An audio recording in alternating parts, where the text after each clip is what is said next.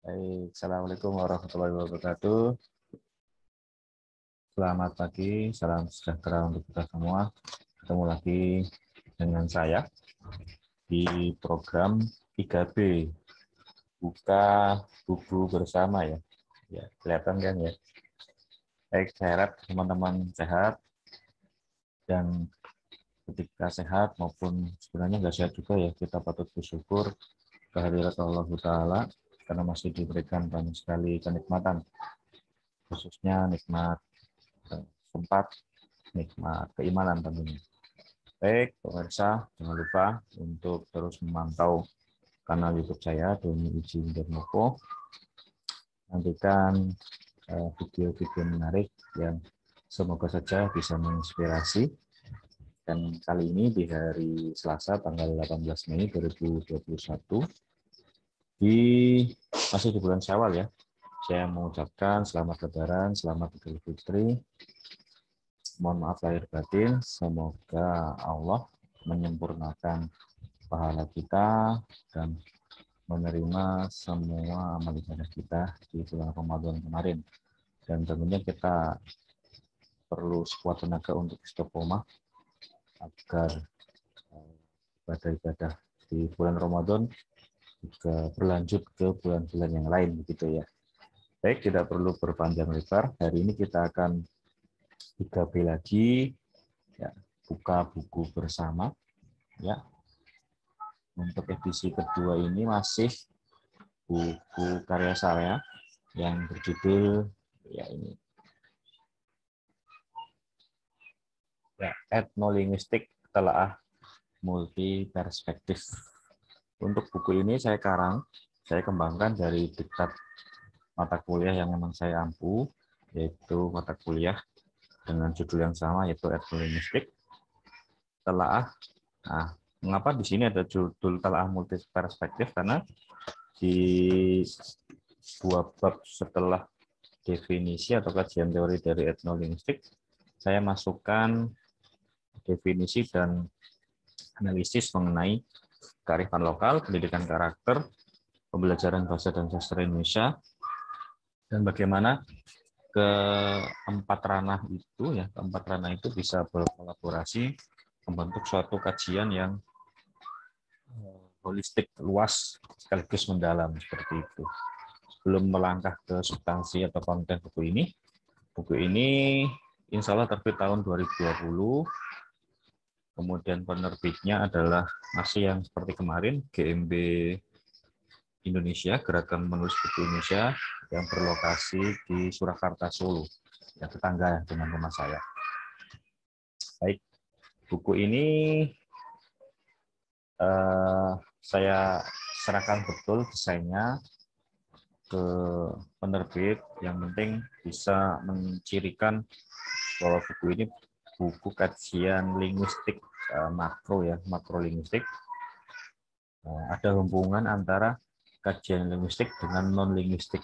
Nah, salah satunya etnolinguistik. Ini setara dengan psikolinguistik, sosiolinguistik dan sebagainya. Baik, langsung saja ke ya kontennya. Ya, untuk kontennya ini terdiri dari 114 halaman. Ya, kemudian terdiri dari 4 bab ya, 4 bab. Bab pertama deskripsi awal ini saya masukkan untuk memberikan skemata dasar kepada pembaca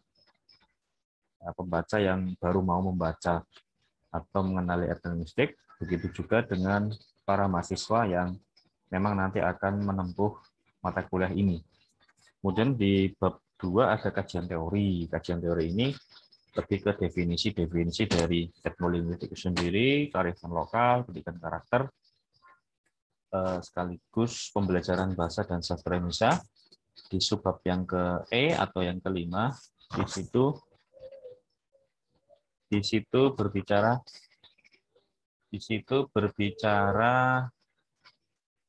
ini ya, apa namanya, bagaimana keempat ranah itu ini bisa berkolaborasi membentuk suatu pemikiran, membentuk suatu konstruksi teori yang nanti bisa menjadi pegangan atau referensi bagi para mahasiswa yang memang nanti akan melakukan riset di bidang etnolinguistik seperti itu, yang relevan dengan bidang yang lain seperti itu. Kemudian di bab ketiga di sini saya ambil kajian praktis yang memang mengambil pendekatan etnolinguistik seperti itu. Yang di sini ada tradisi sawah tradisi Jawa dalam penggarapan sawah. Kemudian ada ritual pemberian sesaji pada prasasti petak di Mojokerto, kemudian makna tumpeng. Nah, ketiga contoh kajian praktis ini saya masukkan agar di bab 2 kan kita sudah berbicara teori supaya lebih paham bagaimana interpretasi dari teori itu. Di bab 3 saya masukkan contoh pengaplikasian teori yang sudah ada. Nah, di bab keempat deskripsi air adalah semacam simpulan yang menandaskan bahwa ada relevansi antara kajian linguistik dan non-linguistik seperti itu. Ya, tidak perlu saya jelaskan semua agar teman-teman atau pemirsa kanal YouTube saya bisa penasaran seperti itu. Ya, sedikit ini di edisi kedua 3B buka buku bersama.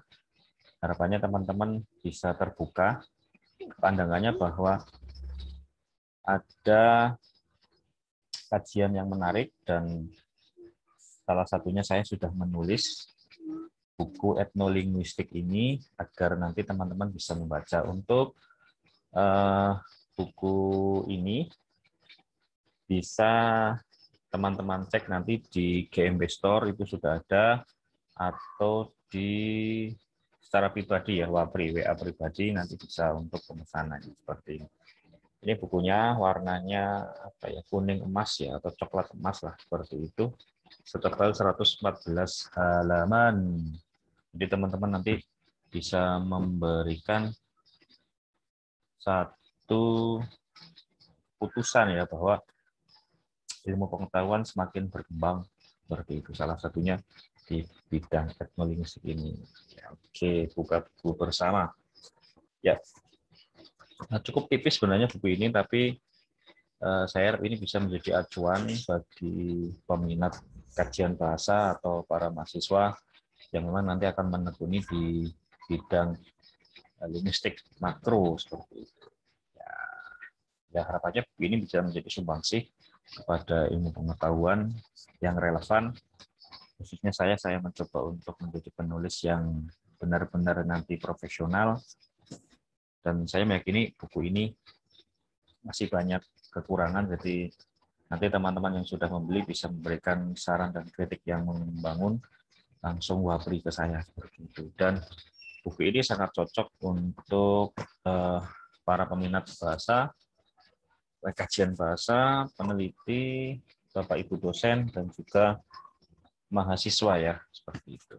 Kalau untuk kalangan siswa saya pikir belum saatnya ya, karena harus punya dasar dulu, yaitu linguistik makro. Linguistik makro itu seperti fonologi, morfologi, kemudian sintaksis, semantik, analisis wacana, dan pragmatik, itu dasarnya. Nah, dasar-dasar ini kan baru akan dipelajari di kuliah ya. Jadi untuk yang masih di bangku sekolah, saya pikir buku ini kurang tepat, nanti malah tambah beban ya. Gitu teman-teman, ini review atau unboxing atau resensi istilahnya, resensi virtual lah yang saya sajikan, yang saya buat untuk pemirsa, untuk teman-teman yang memang punya minat baca yang cukup tinggi, yang akademis, yang membutuhkan asupan pemikiran ya, asupan pandangan mengenai perkembangan ilmu pengetahuan dan juga risetnya seperti itu. Saya pikir edisi kedua ini saya cukupkan. Semoga tadi yang sudah saya uraikan bisa bermanfaat dan menginspirasi teman-teman, menginspirasi dalam hal berpikir, kemudian bertindak untuk melakukan riset dan juga menulis buku seperti ini.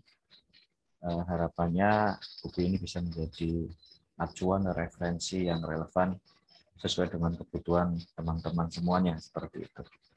Baik, terima kasih. Jangan lupa like, komentari, kemudian di subscribe ya channel YouTube saya. Jadi dukungan teman-teman sangat membantu untuk saya agar produktif membuat konten-konten yang bermanfaat dan inspirasi untuk semua kalangan. Seperti itu. Terima kasih atas perhatiannya. Assalamualaikum warahmatullahi wabarakatuh. Sampai jumpa di program dan konten selanjutnya.